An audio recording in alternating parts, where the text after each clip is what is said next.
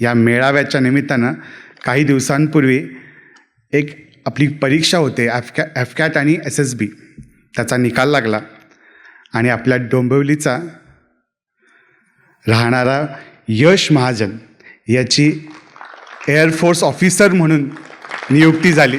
मोठ्याने टाळ्या वाजल्या पाहिजेत. तर मेळाव्याचं निमित्त म्हणून आपण त्याचं आज अभिनंदन करणार आहोत. मी त्याची ओळख करून देतो थोडक्यात. तो BIT म्हणजे इंजिनियर आहे. IT क्षेत्रामध्ये 2024मध्ये त्याचं इंजिनिअरिंग झालं. नंतर त्याने चाणक्य मंडलमधला UPSC कॉम्प्रिहेन्सिव्ह कोर्स केला 2024-25 सालचा. मग त्यानं ते करत करत एफकॅट म्हणजे एअरफोर्स कॉमन ॲडमिशन टेस्ट दिली, त्याची मेन्स दिली. मग SSBची इंटरव्ह्यू दिली आणि तो class 1 rank of flying officer for the course of aeronautical engineer यापदी यशची निवड झाली. तो आनंदानं सांगतो की मी चाणक्य मंडल परिवारचा सदस्य आहे आणि असे अनेक आपले कार्यकर्ता अधिकारी आपण शब्द वापरतो, हे देशभर राज्यभर काम करतात. मी सरांना विनंती करतो की यश आणि यश यांच्या आईसुद्धा उपस्थित आहेत. या दोघांनीसुद्धा यशचा आपण शब्द वापरतोय अभिनंदन, आपण सत्कार कधीच म्हणत नाही, कारण हे फक्त अभिनंदन आहे. सत्कार आता तो काम आणि कार्य केल्यावर. मोठ्याने टाळ्या वाजवायच्यात.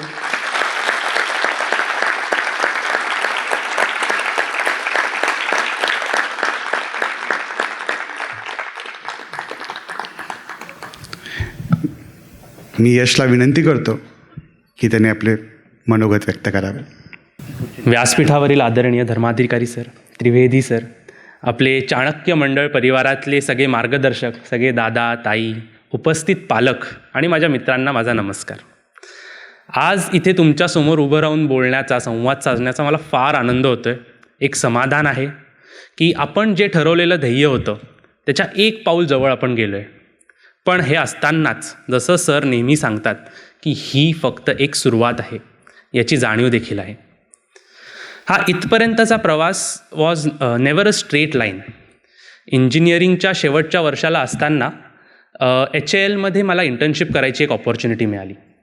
तेव्हाच सुकोई 30 जेट्सवर काम करायची संधी मिळाली. आणि मग तेव्हा असं ठरवलं की 4 भिंतीत आपलं करिअर नको असून देशकार्यासाठी आपलं करिअर असलं पाहिजे आणि एक ॲडव्हेंचरस करिअर आपण निवडलं पाहिजे.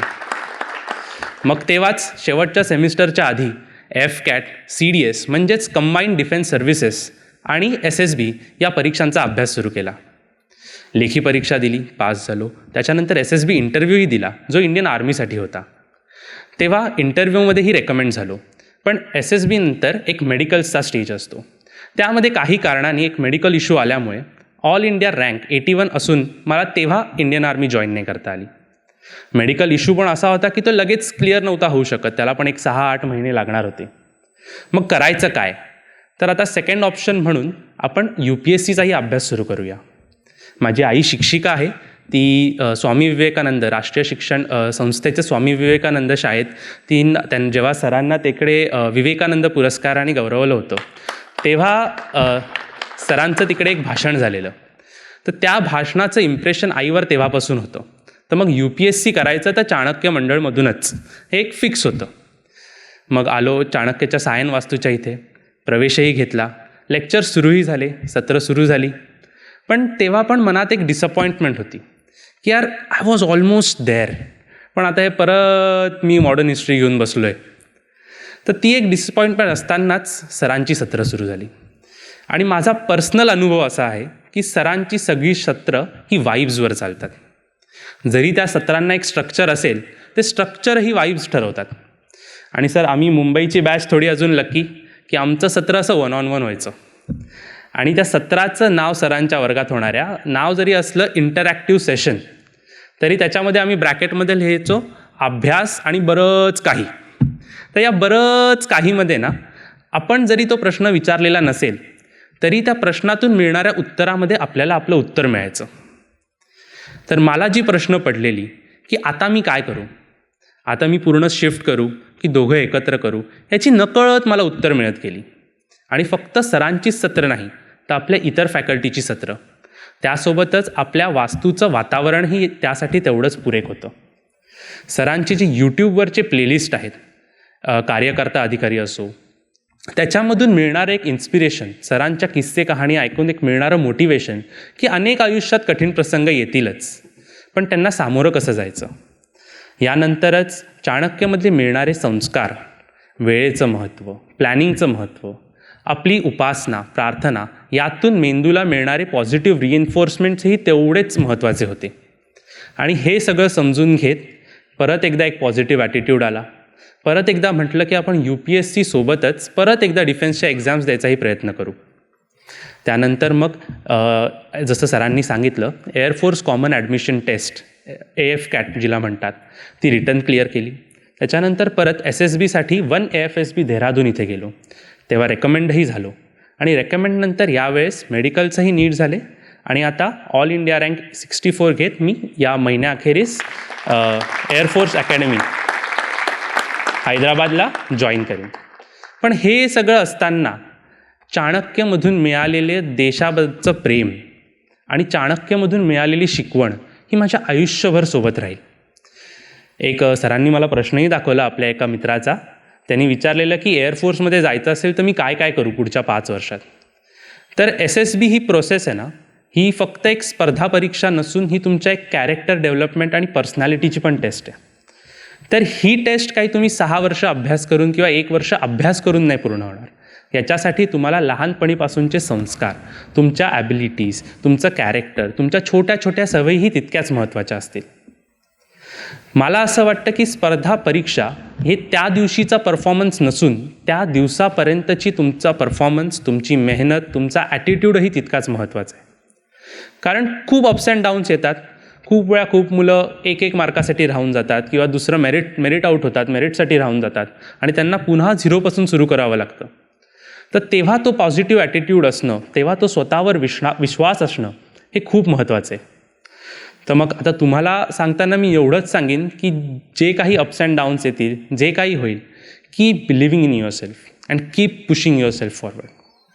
हेच सांगून तुम्हाला सगळ्यांना मी पुढच्या वाटचालीसाठी खूप खूप शुभेच्छा आणि चाणक्य मंडळ परिवार यांनी ही संधी दिल्याबद्दल आणि हे कौतुक केल्याबद्दल खूप खूप धन्यवाद. जय हिंद.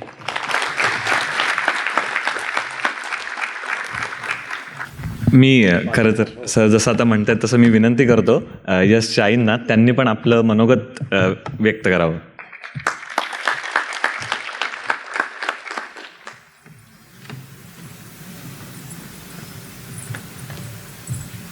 नमस्कार. सन्माननीय व्यासपीठ आणि व्यासपीठासमोर बसलेले सर्व विद्यार्थी आणि पालक बंधू भगिनींनो, आज यशची आई म्हणून अभिमान खूप आहे. पालक म्हणून काळजी तर आहेच आई म्हणून, कारण एवढे वर्ष तो एकदम आमच्या जवळ होता आणि आत्ता एकदम ट्रेनिंगला जाणार आणि ट्रेनिंग टफ आहे ह्याची पूर्ण कल्पना आहे. पण तेवढाच खात्री, विश्वास आहे की तो त्याचं जे ठरवलेलं आहे ते पूर्ण करेन. पालकांनी विश्वास ठेवणं आपल्या मुलांवरती फार आवश्यक आहे. मी एक शिक्षिका आहे त्या याच्याने पण आणि एक यशची आई म्हणून पण बोलेन की इंजिनिअरिंग झाल्यावरती त्याने आमच्याकडे 2 वर्ष मागितली होती की मला 2 वर्ष दे, मला काहीतरी करायचं आहे, देशासाठी मला जे काही माझ्या मनामध्ये आहे त्याच्यासाठी मला शोधू देत आणि मला काहीतरी तिथपर्यंत जाऊ देत, त्याच्यासाठी मला 2 वर्ष दे. आणि आम्ही पालकांनी त्याच्यावरती पूर्ण विश्वास ठेवला आणि त्याला 2 वर्ष दिली आणि त्याने त्याचं दिलेलं आम्हाला प्रॉमिस त्याने बरोबर 2 वर्षामध्ये पूर्ण करून दाखवलं. सांगण्याचं उद्दिष्ट एवढंच की आपण पालकांनी आपल्या मुलांवरती पूर्णपणे विश्वास ठेवावा आणि त्यांना सपोर्ट करावा, त्यांच्या पाठीशी उभं राहावं. माननीय धर्माधिकारी सरांची माझी ओळख म्हणजे नाही, मी राष्ट्रीय शिक्षण संस्थेच्या स्वामी विवेकानंद विद्यामंदिर या शाळेमध्ये शिक्षिका आहे. आमच्या राष्ट्रीय शिक्षण संस्थेने सरांना स्वामी विवेकानंद हा पुरस्कार देऊन जेव्हा गौरवलं होतं तेव्हा मी पहिल्यांदा सरांचं भाषण ऐकलं होतं आणि तेव्हा माझा मुलगा लहान होता, पण मी माझ्या विद्यार्थ्यांना नेहमी चाणक्य मंडल परिवाराबद्दल, सरांबद्दल नेहमी सांगत आली. त्यांना जेव्हा स्पर्धा परीक्षांसाठी मला प्रोत्साहन द्यायचं असतं तेव्हा मी चाणक्य मंडळाची सरांची नेहमी त्यांना सांगत असते त्याबद्दल. कारण का आपण आपल्याला जे हवं आहे ते मिळवण्यासाठीचा मार्गसुद्धा हा तेवढाच योग्य निवडणं फार आवश्यक असतं. तुम्ही आज इथे सगळेजण बसलात, आला आहात सरांचं भाषण ऐकायला, तर त्याच्यापासून तुम्ही इथून आज जे घेऊन जाणार आहात तोही एक संस्कार आहे आणि तो तुम्ही तुमच्या मुलांना तो शेवटपर्यंत तो देत राहा की तुमच्या मुलांमधलाही ते नक्कीच यश मिळेल. मी चाणक्य मंडल परिवार आणि सरांचे मनापासून आभार मानते. धन्यवाद. इथे कल्याण डोंबिवलीच्या मेळाव्यामध्ये आपोआप इतका आनंददायक योग जुळून आला की तो नुसत्या शब्दात सांगताच येणार नाही. आपल्याला आधी योजना करायची असते, त्यानुसार आपण काही तारखा, वेळा, सभागृहांची उपलब्धता पाहावी लागते, सगळं आलं त्याच्यात. असं होताना आम्हाला कळलं की हा आपला यश एअरफोर्समध्ये ऑफिसर म्हणून सिलेक्ट झाला. तुम्ही किती आनंददायक योग आहेत पहा बरं का सगळे, की मेळावा कल्याण डोंबिवलीतला आणि यशही डोंबिवलीतलाच. आणि बरोबर त्याच्या थोड्या आधी दिवस रिझल्ट आला की ज्याच्यामध्ये त्यांनी एअरफोर्समध्ये ऑफिसर म्हणून यश मिळवलं. माझं पुढचं वाक्य काळजीपूर्वक ऐका तुम्ही. ही जी एफकॅट ही परीक्षा आहे, तर ती क्लिअर करून एअरफोर्समध्ये फायटर पायलट ऑफिसर म्हणून निवडला जाणे IASच्या तोडीस तोड यश आहे हे.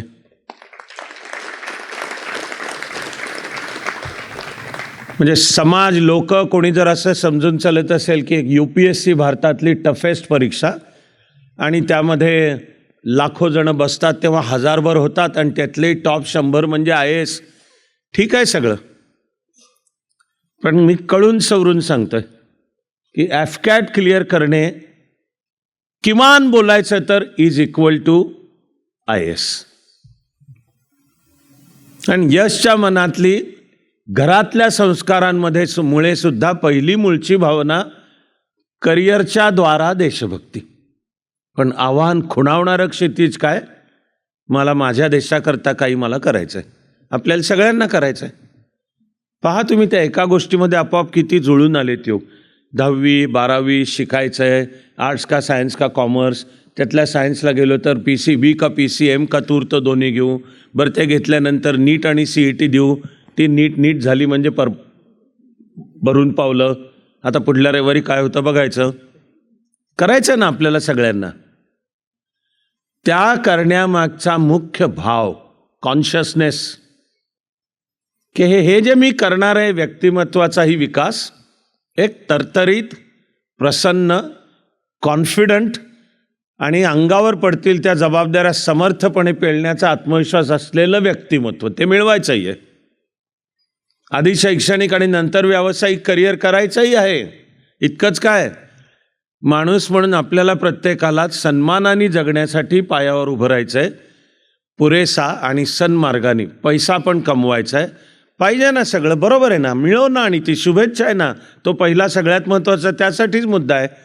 त्या सगळ्या मागचा मुख्य भाव काय, कॉन्शियसनेस, की त्यामागचा कॉन्शियसनेस हे काय, जन्माला आलो आहे म्हणून वयाच्या त्या टप्प्याला त्या गोष्टी करायच्या असतात म्हणून तशा केल्या, म्हणून मग पुढे आधी शिकायचं असतं, मग डिग्री मिळवायची असते, मग नोकरी मिळवायची असते, मग लग्न करायचं असतं, मग मुलं बाळं होतातच, मुलं बाळ असती, त्यांना काय कळतंय, होतातच ती, मग त्यांचं करायचं आहे. ठीक आहे, शुभेच्छा आहेत.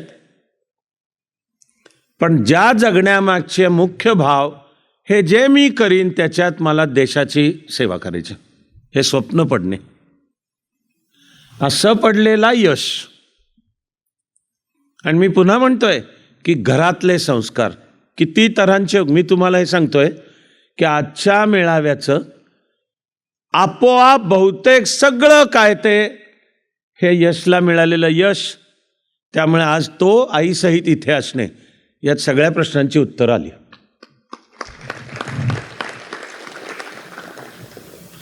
काही जणांनी इथे पालकांची भूमिका बद्दलही विचारलेत प्रश्न. असतात, घरातलं वातावरण, आपला पवित्र आणि अर्थपूर्ण भारतीय शब्द आहे संस्कार. आणि ते करायचे नसतात, होत असतात. ते कुठं मुद्दाम असे आता ये तुझ्यावर संस्कार करतो अशाने नसतं होत. आपोआप घर, वातावरण. कुणाही मुलामुलीचा पहिला गुरु आईच आहे. बाय डेफिनिशन पहिला गुरु आईच आहे. हे कळलेल्या तुमच्या माझ्या संस्कृतीने त्यामुळे आपल्याला मातृदेवो भव, मग पितृदेवो भव आणि मग आचार्य देवो भव सांगितलं. मुलामुलींच्या वाढीवर कळो किंवा न कळो सर्वात मोठा प्रभाव आईचाच असतो. आणि हल्ली कानावर येणारे काही दुर्दैवी, दुःखद, डोकं फिरलेले अपवाद सोडले तर बहुतेक सगळ्या मुलामुलींची पहिली आद्य गुरु आईच असते.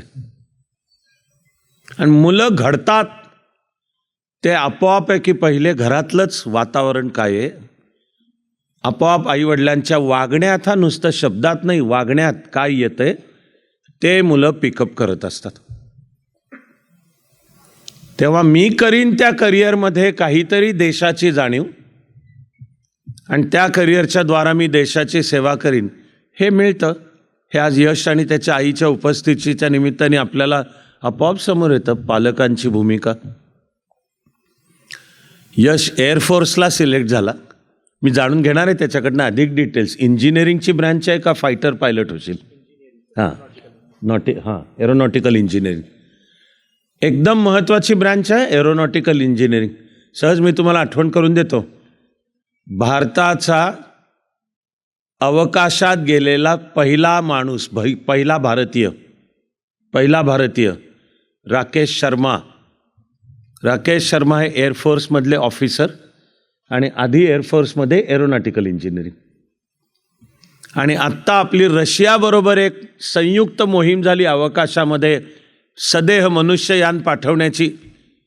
त्यामध्ये आपला शुभांशु शुक्ला हा सुद्धा एअरफोर्स. मी आधी त्याला यासाठी विचारलं की त्याचं यश ऐकल्यानंतर एक माझ्या मनात एक आपोआप जोक आला होता. ही सकाळ तो शेअर करायला योग्य आहे. पाकिस्तानच्या एअरफोर्सला प्रशिक्षण चालू आहे, शिकवलं जात आहे. तर पाकिस्तानला अमेरिकेसकट सगळे जगातली सगळ्यात अद्ययावत विमानं देतात. सध्या मानलं जातं अमेरिकेचं 5th जनरेशन F-35 म्हणून विमान. तर पाकिस्तानचा इन्स्ट्रक्टर पाकिस्तानी एअरफोर्सच्या फायटर पायलटला शिकवतो आहे विमान चालवण्याचं. टेक ऑफ, हवेत वेगवेगळ्या मॅन्युअर्स असतात. एक इन्व्हर्टेड जी नावाची वंडरफुल मॅन्युअर असते, ते सगळं तो सांगतोय. विमान आकाशात आहे. आणि मग ते सगळं शिकून झाल्यावर पाकिस्तानी पायलट विचारतो, ओके आता ते जमिनीवर कसं उतरवायचं? मला बाकी सगळं कळलं, आता हे विमान जमिनीवर कसं उतरवायचं? पाकिस्तानी इन्स्ट्रक्टर म्हणतो, don't worry, Indian air force will take care of that.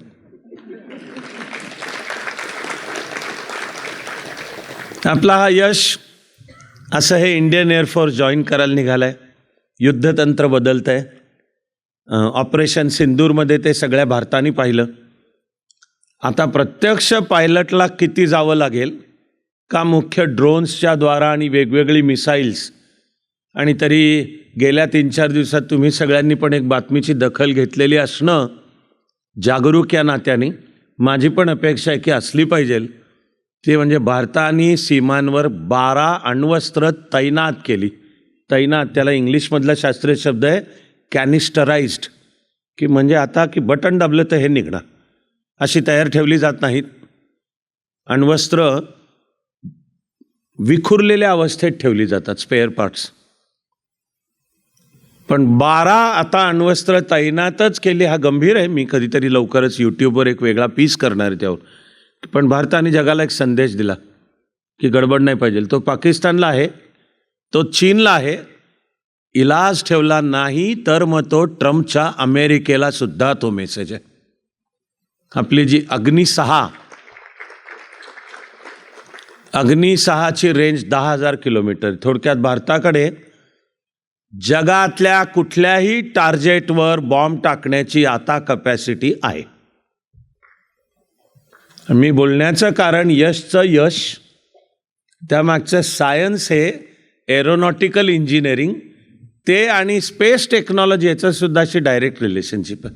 तर आपण आज सगळे आनंद बाळगूयात की आपोआप हा योग जुळून आला की इथे कल्याण डोंबिवलीचा मेळावा होताना प्रश्नांची उत्तरं यश आणि त्याच्या आईच्या रूपानेच समोर आहेत.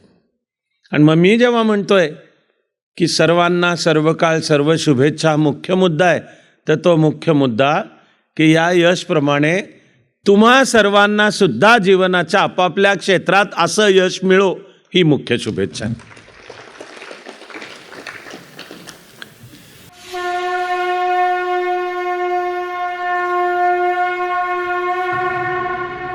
जरी एक अश्रू पुसायास आला, तरी जन्म काहीच कामास आला.